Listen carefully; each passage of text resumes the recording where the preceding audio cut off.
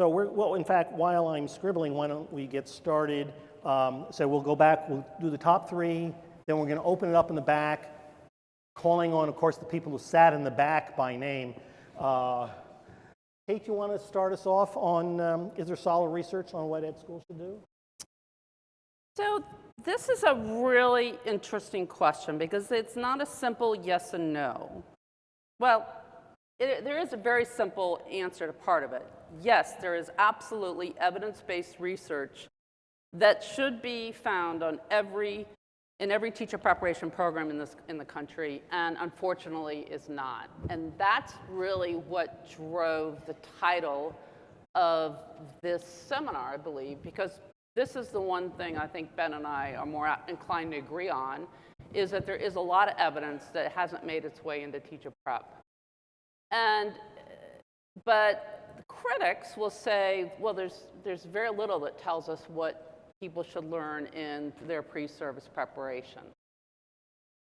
So how do you resolve those two statements? Well, we know what it takes to raise student achievement. We know what it takes for children to learn how to read. We know what has to be taught in elementary mathematics. We know the strategies that are effective at managing classroom behavior. We know the strategies that teachers ought to use to improve student learning and help children retain what they learn. All that is very settled science. We know it's important for ed schools to be selective. All this has been found over and over again. It's not really debated. But what it hasn't been, we haven't studied whether learning that stuff, if you want to call it stuff, before you go into teacher preparation, before you go into the classroom, whether that makes the teacher more effective. So can you learn that stuff ahead of going into a classroom and be more effective for having learned it in the course of your training? For me, it's a no-brainer. I don't know any other profession which deprives the apprentice of the content that will make them more effective doctors or nurses or engineers or scientists. But that's routinely what happens in many teacher preparation programs in the United States. We're not providing that evidence. It's not being taught. And that's why we come at this saying that what's less important than innovation is an attention to what we know works. And so that's the lens we approach this topic today. Thank you. Ben? Well, we don't know any of that. Kate says that we know and have answers to all of those questions, and I wish that we did. But the reality is we have some insights to certain aspects of what she describes, but we don't have a true science of educating. And that may be because, as a social endeavor, it resists the effort to try to put your phones away now, please. It resists the effort to try to empirically understand each and everything we can do. We see a lot of things that do apply in certain circumstances that we should absolutely have part of the teacher preparation experience, and there's no disagreement on that. But you take something like classroom management. The notion that we know what works in classroom management would, I think, come as a surprise to a great number of the folks who both are teaching today and those who are thinking about becoming teachers, and those who are responsible for preparing them to become teachers. That's hogwash. You know as well as I do that there are research-based strategies that allow a teacher to manage classroom behavior better than if she's had no training. There are 5 research-based strategies. The Institute for Education Sciences, which is the government arm of the research arm of U.S. Department of Ed, has identified 5 strategies that improve children's behavior. One of them is if they use meaningful praise, and it's not empty praise, but meaningful praise. So there are things that we absolutely know, and it's odd that you resist the notion that that's not the case, because you pulled something about instructional strategies about how children learn and retain knowledge.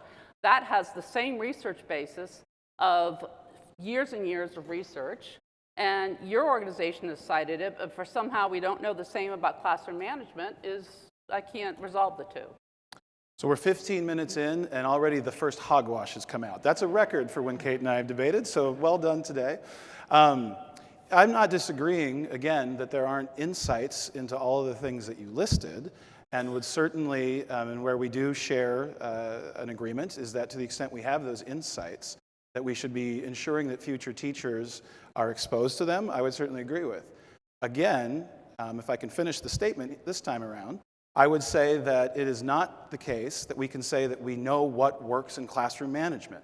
I think the contributors to that IES report would be the first to say that there are some insights that we have from some of the studies that we've done, but the notion that you can take that and tell teachers, here's what works in classroom management, do this, is one that I think you will find a lot of teachers laughing at you hysterically early on in that conversation.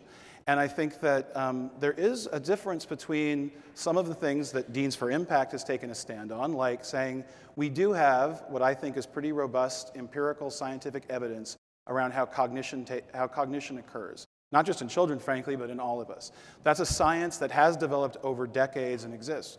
When you said, as you said a moment ago, well, we know that education schools need to be more selective. I'm not familiar with that evidence, and to the extent it's based on what other countries have done, I can point to countries that don't do that and get good results. So I don't think that we actually know what works in all of these. It's actually really, really hard in complicated social endeavors to tease out causal mechanisms. Let me ask you both a follow-up question, same one to both of you. Ben first. Are there a subset of things that the research does show that are not now being adequately taught to teachers? Well, I wish I could say we knew for certain, but I would say Deans for Impact wouldn't exist if we didn't have a hypothesis around the fact that there's dramatic opportunity for improvement in that. So yes, in this respect, and this will be boring for folks, but this is where Kate and I agree, is that there does have to be a change in what programs do. The question, though, is both in terms of tone, how do we frame sort of what those changes should be, and then I do think in the sort of scope of what actually matters in terms of making those changes. Kate, do you want to? I think it's a huge and significant problem in teacher preparation right now, the absence of evidence-based research. Right now, the predominant approach to educating future teachers is you decide as a teacher candidate what you think is important and how you will approach your children, because every classroom is utterly unique. Every classroom is completely contextual. We don't have that approach in medicine. We don't have that approach in engineering. We have no other profession where there's less of a corpus about what matters. And that doesn't mean you limit yourself to what the research says or informs us, but we do no favor to a 21-year-old to say, as we know, as having reviewed thousands of early reading courses, that the dominant approach to teaching a 21-year-old how to teach first graders how to read is you'll decide when you get there. You decide based on what feels right for you. You decide your own philosophy. And I think that's a huge injustice to kids, and I think it's an even greater injustice to that teacher who is deprived of what will allow them to be more effective from the first day they walk into the classroom. Okay, thanks. So let's move on to the second question. You both actually do agree that there are some things we know that should be done more, but differ perhaps in how far. The next question was, should schools of education radically innovate? So big changes about doing really new and different things. Ben, you want to start on this one? Yeah. So I think the answer is a cautious yes, because I'm always worried what people mean when they say innovate. When I think of innovation, it's tackling an existing problem, but in a way that addresses it in a hopefully more solutions-oriented and a more effective way. So in that sense, if the quote-unquote problem is that we would like to do better in preparing future educators for the classroom, I think that everybody who has looked at this can think that the United States can improve what we do there. What is the innovation that we'd like to see? Well, at Deans for Impact, what we'd really like to see is that right now there is just a complete disconnect between the sort of experiences that a teacher candidate going to one program has versus going to a different program, or sometimes even in the same program, sort of what experiences they have. And there's very little connection between the theory and the practice. And so one of the things we've done at Deans for Impact is put out a publication called Practice with Purpose, which sort of describes in detail, in some detail anyway, sort of how do you structure a student teaching experience so that you're actually developing teacher ability, teacher skill. And so that's a sort of innovation that comes from the insights and from the studies of the science of expertise, and we're trying to use that and map that to educator preparation. So in that sense, I think there's room for tremendous radical innovation, if you will, in teacher prep. Okay. Kate? You know, that's very seductive language, to innovate. And to get up on a stage and say you don't support innovation, you run the risk of, especially at South by Southwest, being run out of town. And I just want to underscore why I come off sounding a little bit like the anti-innovation. The problem is so fundamental and so basic that we're not attending to the most, the baseline knowledge that would allow teachers to walk into a classroom. And yes, innovation's great. Certainly not opposed to people always looking for good ideas. I mean, that's what I do in my organization. I'm always trying to push myself to think of new and better ways to do things. But the only reason I'm pushing back here is that there's a bigger problem at hand. And that is what we're not developing that core instruction that every teacher needs. Let me give you an example. I was honored to be invited up to New York, where they're working on how to redo the teacher prep programs in a big system up there. And they've been working on it for 2 years. And every one of the colleges and universities in that system is at the table. The New York State school chief, the legislators, anybody who's anybody in the state of New York on education is a part of that process. And when I was up there at their latest meeting, I've been to a couple, we spent the afternoon debating whether or not there should be a teacher leadership course in the teacher prep programs. And you know, I'm not against teacher leadership. I think teacher leadership's great. I'm not sure that a course could teach someone to be a leader. I've not seen the evidence that that's the case. But more importantly, I thought, you know, this isn't the priority. The priority is that 40% of the kids in the United States aren't learning how to read. They never become a proficient reader. We have the science that will allow us to get that number down to between 5 and 10%. But our programs aren't preparing teachers in that knowledge. So is scientifically based reading instruction, is that innovative? I guess it is, because so many aren't doing it. But so you see, I'm not opposed to innovation, but I don't think it is the first problem at hand in what's wrong with teacher prep. Then let me ask you, could you pick one radical innovation that's a bad idea?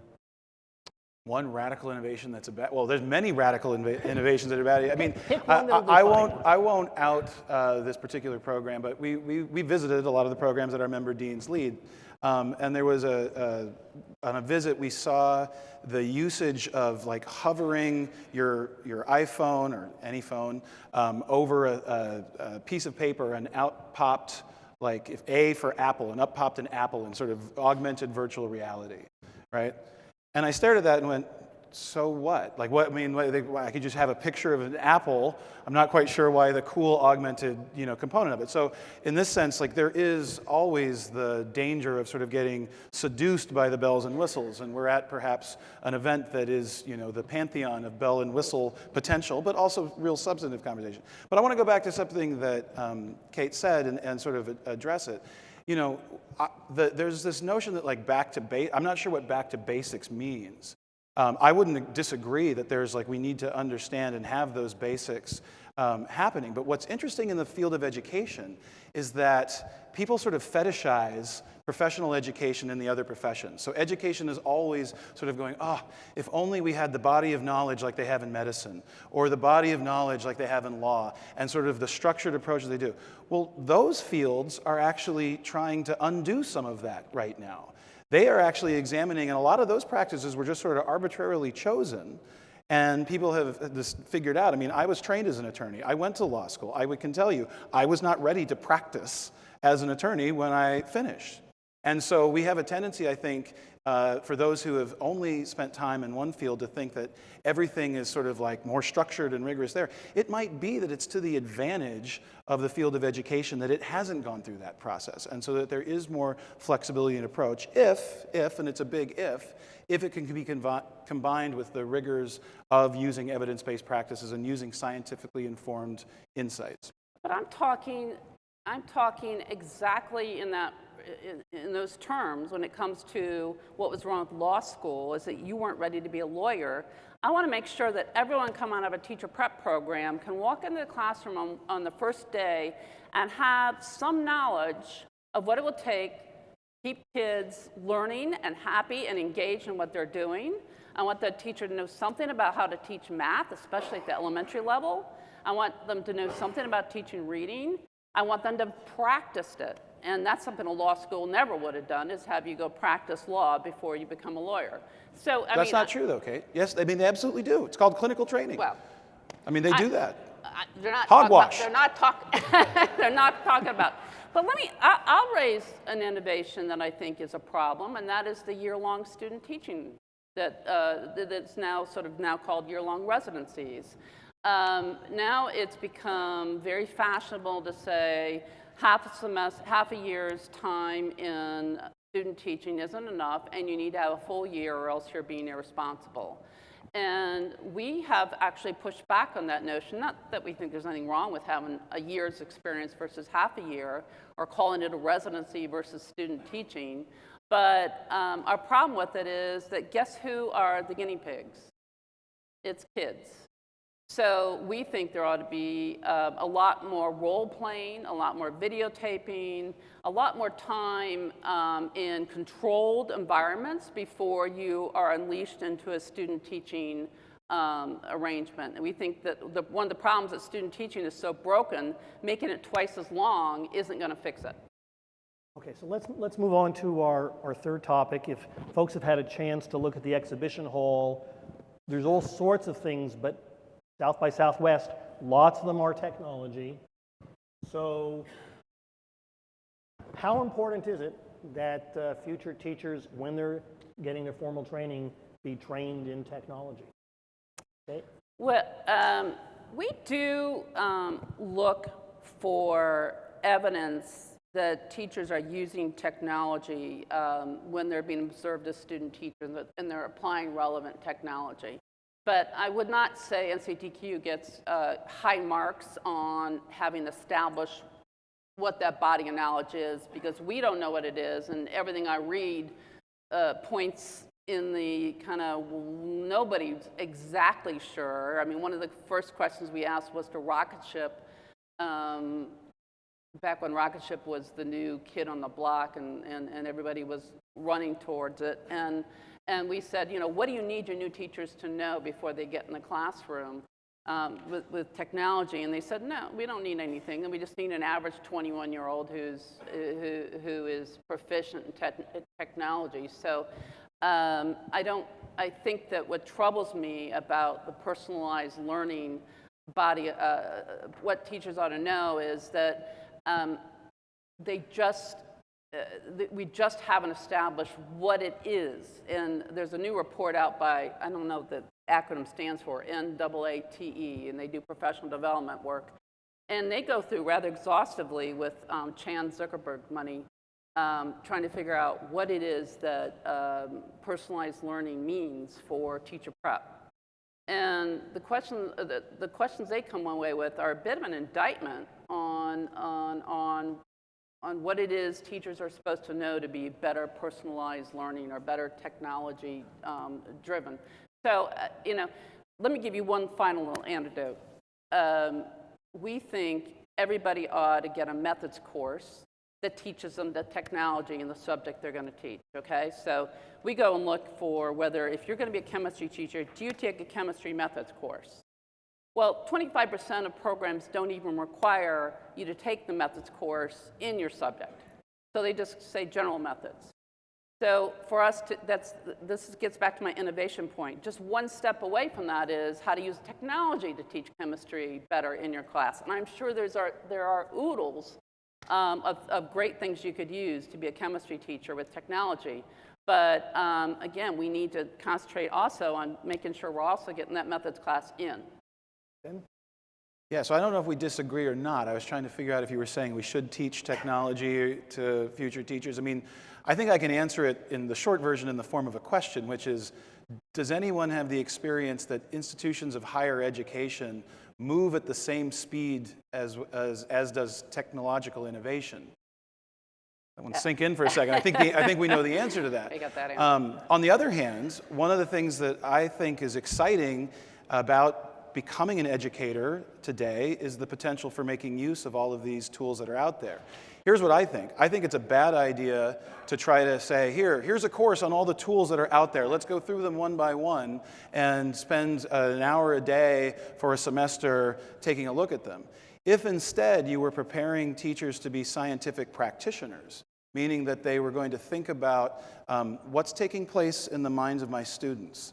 How will I assess what sort of learning is taking place? How could I design instructional activities that will maximize cognitive engagement? And how will I know after I've done those activities whether or not that learning's taken place? And then, after those questions have been put on the table, then think about how does technology play a role? And I think if we had teachers and educators, principals of all sorts who were thinking about those questions first, then the question around technology takes care of itself. Okay, you guys are sort of agreeing, so we should definitely stop with there. Yeah. And let's open it up to questions. So the great South by Southwest crew, which has been doing the filming and helping us with the mics and everything, they've also got some people who are going to wander around with wireless mics. And so we'll ask that folks raise their hand and wait until somebody gets to you with a mic so that everybody can hear and it can get recorded for posterity. So let's open it up for questions. Yeah, thanks. So one of the challenges that we see right now in pre-service teaching is that schools of education are being forced to get students ready for a myriad of new models. So in Philadelphia, for example, you have situations where students could be going into the innovation networks, pre-service teachers can be going into innovation network schools, which is my world. They could be going to Mastery or KIPP. They could go into traditional public ed. How do schools of education handle what has now become a much wider array of schools that their students might have to go to? I'm sure you can disagree on this one, Ben. Well, I think that there's different approaches to that. So one would be, and what I think Kate probably doesn't disagree on this, is that having a closer connection between the schools that the teachers you're preparing are going to go into and the programs that prepare those teachers is almost surely to the good. In fact, there's research that shows that the more you can sort of match the student teaching experience with the actual practical experience. So if you can form those connections and those relationships and then be able to sort of map backwards from, so here's what those schools will ask, so let's figure out how to set up pathways to get to that. So that's one way, is to actually differentiate based on where you're sending folks. But the flip side of that would be, again, to, Deans for Impact put out a publication. It was one of the first things that we did called The Science of Learning. It's similar to other things that people have said around, here are some basic things we know about how learning takes place. If you start with that as the foundation, then the models that you're going into are sort of pedagogically, they have different approaches. But what you're saying is, let's start with the foundation of thinking about what's taking place in the mind of the learner, what's taking place in the mind of the student. And I actually think it's a good thing that we have some variability in sort of the pedagogical approaches. But what you need to have is some sort of anchor, some sort of foundation to help you sort of sort through Are these things that I'm like, just as a potential future educator, is that the sort of school I want to teach in? Because its pedagogical approach aligns with what I believe about learning? Or should I have some suspicions about some of the things I'm being sold here as the right approach? Exactly. That's right. exactly my point. We are not going to leave this with agreement. So I'm an economist, so I need numbers. If you were to pick a percentage that everybody trained in a school of education should have in common, that is a percentage of the total things they do, what fraction should be pretty much the same everywhere? Okay? This is why people hate economists. We always ask. 75%. Ben? I guess I'm tempted to say it'd be around 30%, but I would say that like that's because in my world a lot of the pre-service preparation will be experiential, and so a lot of it will be tied and connected to the sort of schools that teacher candidates are going through. Okay, that's good. They're disagreeing again. Next question. Hi, I'm a PhD student from Canada, and I was interested in 2 points. The first being the idea that we don't have a core corpus of research or a body in education. I think that's a salient point, also because in education, as a social discipline dealing with people, we've borrowed quite heavily from other disciplines. Exactly. So when you compare it to engineering and those kinds of things, it's hard because we're talking about natural science. So we've, talking about teacher development and leader development, we've borrowed heavily uncritically from business literature, let's say, and we're trying to undo that and kind of situate where education is. But going back to the theme of, I think this talk is educational innovation overrated? Part of the issue to me, and I don't know if it is to the economists on the panel as well, is this kind of uncriticality about discussing what innovation actually is. And it doesn't seem that when we talk in a lot of these sessions that there's a robust understanding of what innovation is. I would argue that some of the points you've made have been talking about improvement, not innovation, which actually represents a fundamental change that is different, but just an improvement to something that was already good and working, but we've amended it. And I think if we don't agree on what innovation actually is, it's hard to discuss it. So my question for you is how we get, because again, it's a field borrowing from heavy other fields as well, innovation.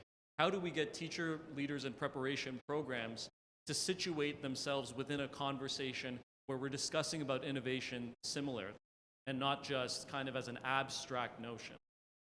Ben? So I disagree with you, Canadian PhD person in the dark I can barely see. I can come to the light if you want a better look.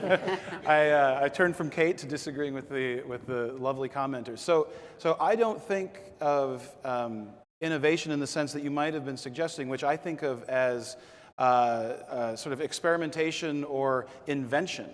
Right? So like I went to this brilliant speech by the editor of Francis Ford Coppola's film, a guy named Ed Murch, and he talked about what is innovation and what really drives creativity. And it gave me one of my life mantras, which is that constraint drives creativity. And he said, if you don't believe me, open up one of those magazines you used to see, you don't see them as often anymore, on those long distance flights that have all those things in them for sale. Like some sort of, yeah, right, it's fascinating. But like on-ramps and they're solving, there's like, crazy stuff, radically curious, interesting stuff, solving problems that no one has. And so that's like where you have the experimentation and the creation that hasn't been constrained by anything. So when I think of innovation, and this may just me personally, it's really got to be bounded, and it's an existing problem. And so I think of like the most classic example that I like is there's fighting fires with new and better engines, or there's smoke detector. Right? Now that to me is like what I think of when I think of innovation. Existing problem, fires that start, totally different way that's more economical, that's more efficient. When we take it back, having now talked about in-flight magazines and fire engines, when we take it back to teacher preparation, I think we have a pretty good understanding of what the set of problems are. It is evolving to the previous question around what the expectations are for teachers, but we all agree that we could be doing a better job preparing them, so that's a bounded problem. Now we just need to get creative and innovative in how we address it. Okay. I'm agreeing with. Oh, Next, who's got the next mic? Okay. Maybe we get some further insight if we look backwards. So I want you to think about what's been a major innovation in the past that's had a profound impact. Now, when I taught graduate school, I always led with my two favorite from the 20th century. The innovations at the graduate level in the 20th century that I think had the most profound impact were electric lights and women. And women? I didn't know we were... Awkward note. So, Kate, do you want to, being a woman, I don't know even how to respond to you that. want me to come up with an innovation that... How about a historical one that's either good or bad? So, Maybe abandoned, I don't know. yeah. Well, I mean, education has nothing but. I mean, we've just got... And most of our innovations prove to be a bit of a disappointment in the long run. And I fear that some of the ones that are very popular today will be ones that are sort of gone out of style in no time. I mean, I do think that for example, if you look at the arc of how we've prepared teachers over the years, there's been the training module. We used to believe that we train teachers for the classroom, and now that's a dirty word in many preparation programs. They say that that disrespects their loftier role that they must play in forming a professional identity. So now, and there's a social justice model, which sounds good. Like, I think it's critically important. I think education is the pathway to achieve social justice, but how it's taught in schools of education, that social justice component is very much decoupled from the importance of raising student achievement, which is how you achieve social justice. So I think that there are trends which are labeled to be innovations, or to the Canadian in the darks reference, maybe just improvement. But I think that that's the risk we take.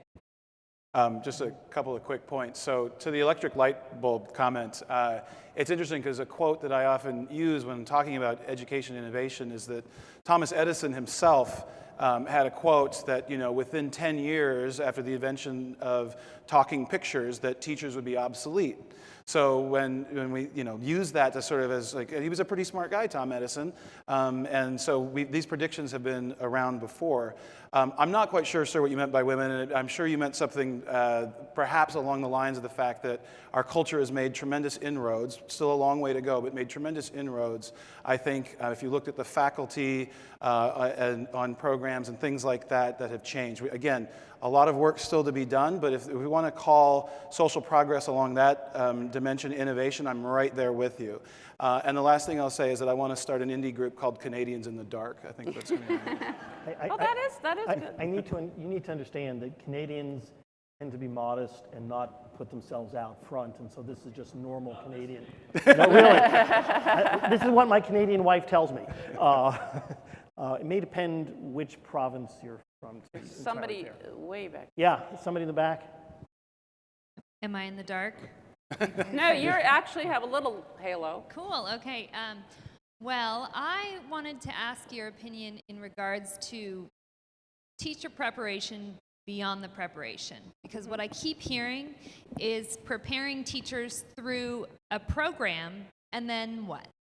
And having been an educator for over 16 years, private, public, I felt very underserved when it came to, after I graduated from the certification program or from the credential program, then what?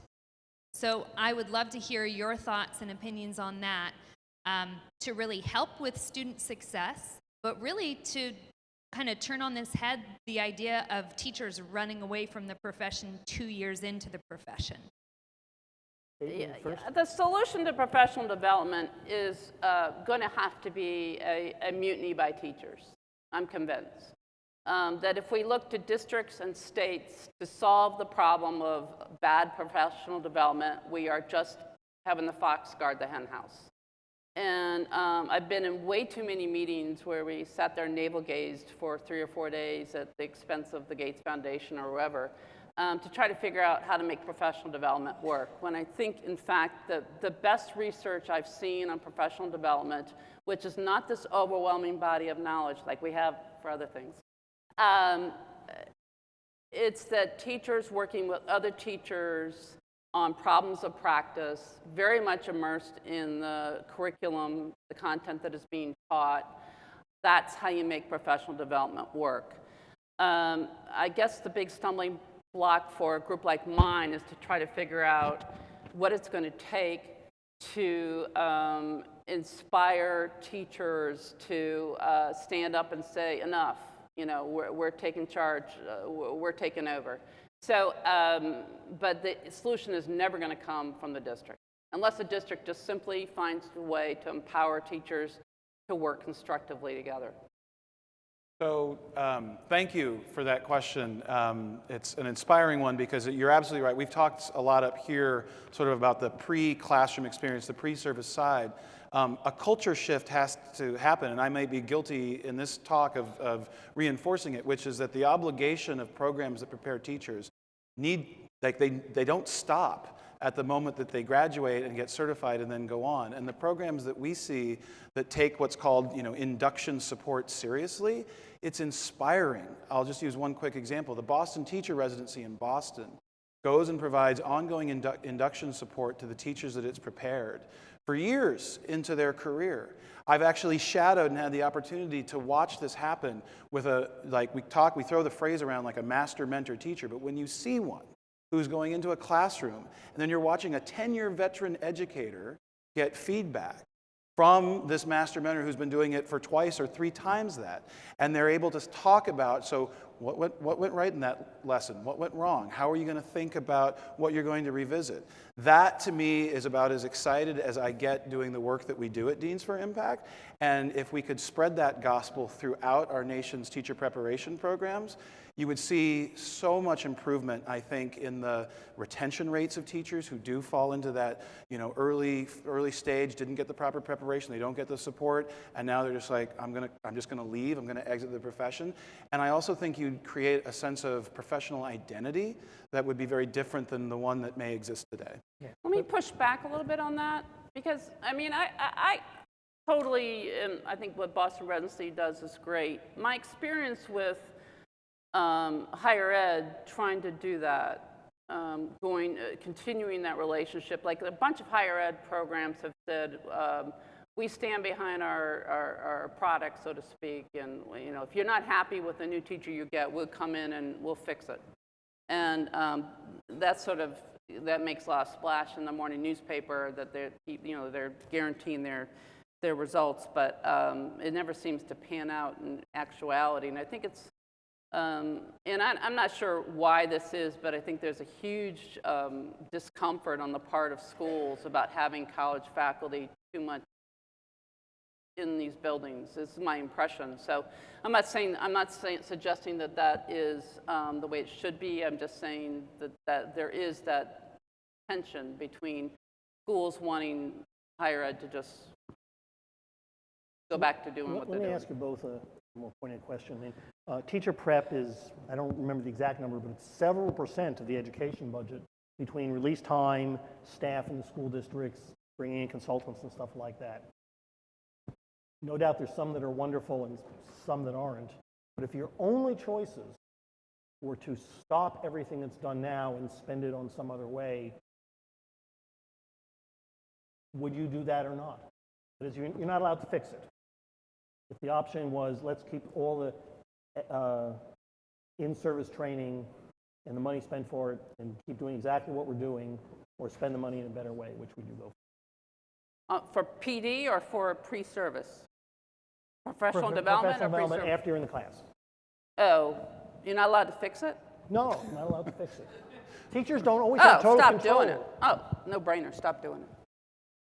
Is this one of those assume a can opener questions that the economists? Yeah, I mean, exactly, yeah, redesign it. You can't redesign. You said No, you're that's not one allowed of to the fix options. Okay, whatever the opposite of Give what it- Kate said. Yeah. Okay, next question from the audience. I had a question. Thank you. And I have the mic. So. And now you're totally in the dark. Yeah. Oh, am I? I thought I was Yeah. in line. At any rate, I want to build off this question. I was dying to ask the question just about, like, so when you hand off to us and we're in schools as teachers, what are some suggestions you've seen in how people grow? And you answered that, I think, on how teachers become better once they're in. You talked about that.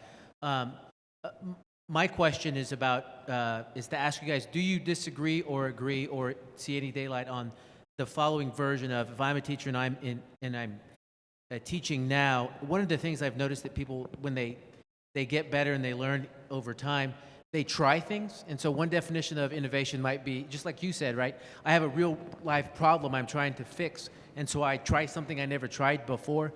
Some people might say that's what teachers do all the time. Do you have any comment on that? Do you guys agree that often teachers try things that they don't do before? It doesn't work, sometimes it does, and that's how we learn and grow? Anything to say about that? That's so essential. I mean, that's a Japanese lesson study. In fact, I was talking about that ahead of the session with somebody. And there is a group that's just started that's trying to get Japanese lesson study to be much more absorbed into American culture. But that's a group of teachers who are all teaching the same thing, and they learn from the mistakes as well as what worked. And instead of the teacher working by herself and figuring out her lesson on how to compare fractions was a total bust, she's talking about that with her colleagues and saying, here's how not to do this. Anybody have some ideas on how to do it better? So that's real, that's real growth. And that's the model that's used in Japan and a lot in most Asian nations. And I think that the results speak for themselves.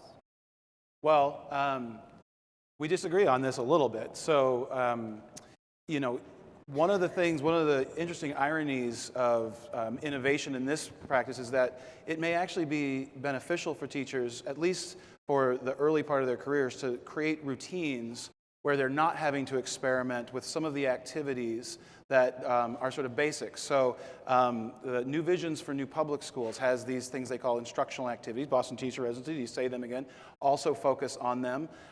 Deborah Ball at Teaching Works has these high leverage practices that are enumerated, and there's a creation of routines. And it's interesting to bring up in the context of Asian nations, because there was just this book that was published called Cleverlands, where this teacher went and embedded in various countries. It's an excellent book, by the way. There's a review of it up on Education Next.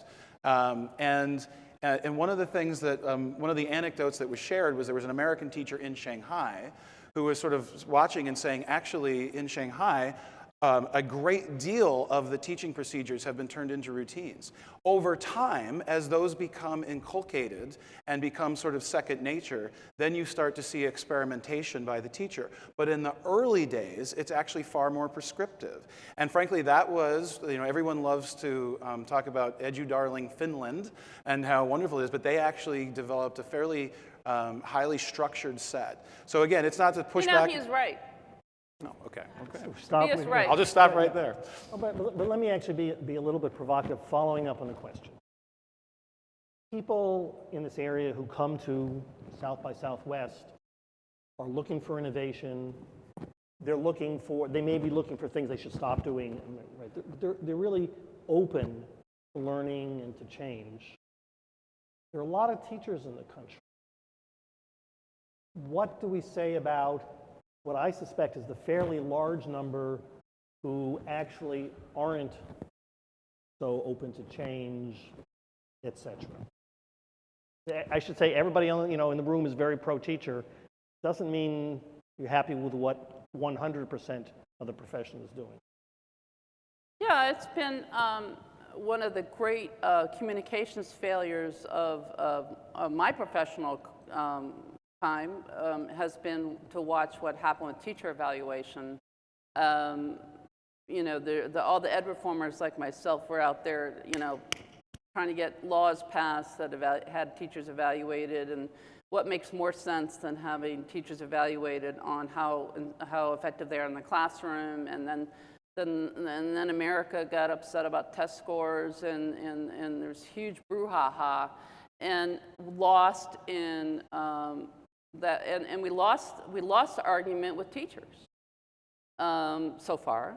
I don't think it's over yet, because I think that in places which have put in more meaningful evaluations, like Washington, D.C., and some places in Tennessee and others, I think teachers have realized that meaningful evaluation is actually helpful, and it's not a gotcha moment, but it actually advances them.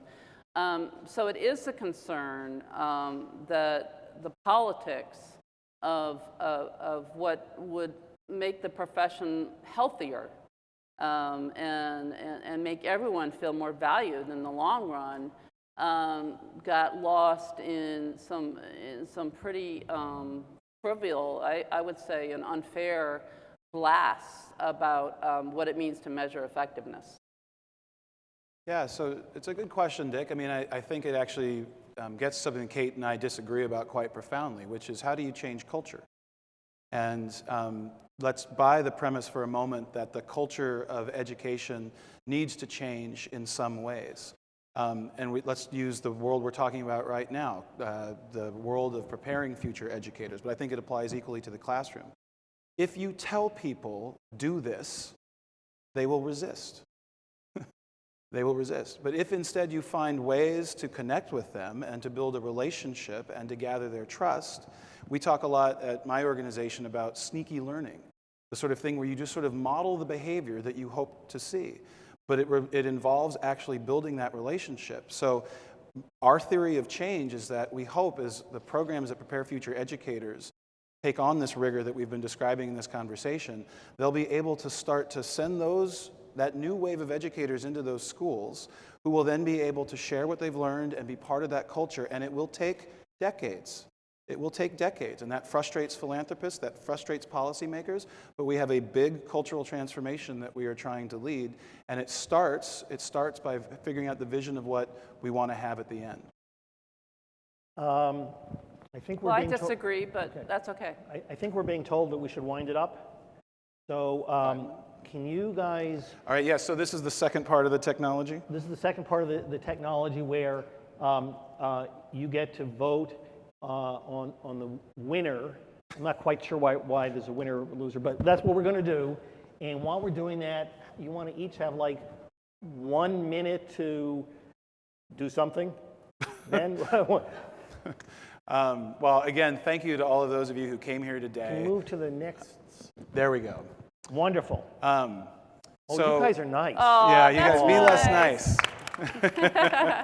nice. You're coming up. You're coming up. Yeah, it looks like a dead Dick heat. won. Yeah. I think Dick wins too. If you haven't read his book, Profit of Education, please do. I'm just going to say thank you to all of you who came here today. I will be self-serving. I've mentioned this publication, Practice with Purpose. We actually have copies of it over by those bright lights over there, so you're welcome to pick it up. And resources available on our website. But despite the disagreements that we've tried to surface here, there's one thing that Kate and I absolutely agree upon, which is that the glass of wine as well, which, by the way, we're having a happy hour at Deans for Impact on Wednesday, 2000 East 6th Street, 5 p.m. You're welcome to come. But in addition to that like this work is fundamental to this country. And though we have some disagreements about how we're going to get there, the fact that all of you are participating in something like this shows, I think, a commitment to caring about it as much as we all need to. So I'm really appreciative of that. Yeah, just here. Thank you, everybody, for coming. And also, let's have a hand for the crew who's been making this all work.